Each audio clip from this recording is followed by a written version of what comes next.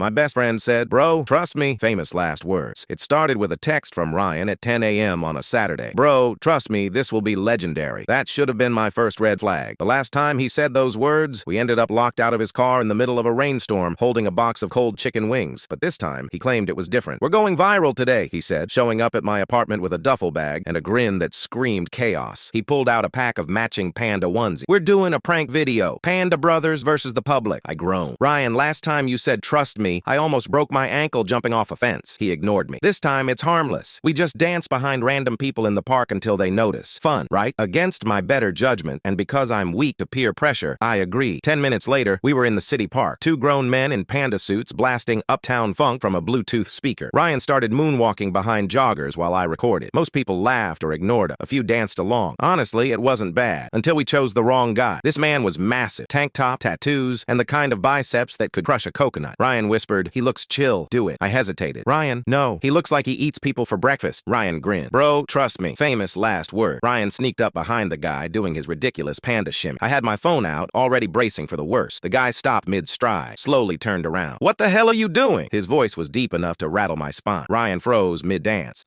Spreading joy?" The man glared, then suddenly smiled. "You think that's funny? Let's see how funny it is when the cops get here." He pulled out his phone and started dialing. Ryan panicked, ripped off his panda head, and yelled, "Run!" I took off sprinting beside him, giant panda feet slapping the pavement. We must have looked like two escaped mascots fleeing a crime scene. We ducked behind a hot dog cart, panting and sweating inside those furry suits. "Ryan," I gasped, "I hate you." He started laughing so hard he could barely breathe. "Bro, his face, that was gold." But his laughter stopped when a police cruiser pulled up right in front of us. The officer rolled down his window, squinting. "You two the dancing pandas everyone's been calling about?" Ryan pointed at me. "He is." I smacked him. "Seriously?" Turns out the guy we pranked was an off-duty cop. He didn't arrest us, but he made us spend an hour helping the park staff pick up trash while everyone took pictures. Our viral moment was us looking miserable in panda suits with the caption, "Trash pandas serve justice." It hit 1.2 million views overnight. Ryan texted me the next morning. "Told you it'd be legendary." I replied, "Next time you say, trust me, I'm calling a lawyer first." But of course, Ryan didn't learn his lesson. 2 weeks later, he showed up again with a cardboard box labeled Panda Bros 2.0. Inside, fake police uniforms. "Bro," he said, grinning, "imagine pretending to pull people over, but instead we hand them donuts." I stared at him, speechless. "Ryan, that's literally impersonating an officer." He shrugged. "Not if we give them snacks." That day, I locked my door. But later, scrolling through TikTok, I saw a clip. Guy dressed as fake cop gives donuts to strangers. There he was, Ryan, smiling, in uniform. I commented, "Enjoy prison, buddy." The video had 10 million views. The caption, "Bro, trust me." I laughed so hard I cried, because somehow Ryan always got away with it. Maybe that was his curse or his superpower. Either way, I knew one thing for sure. The next time my phone buzzes with his name and those same two words, I'm moving to another country.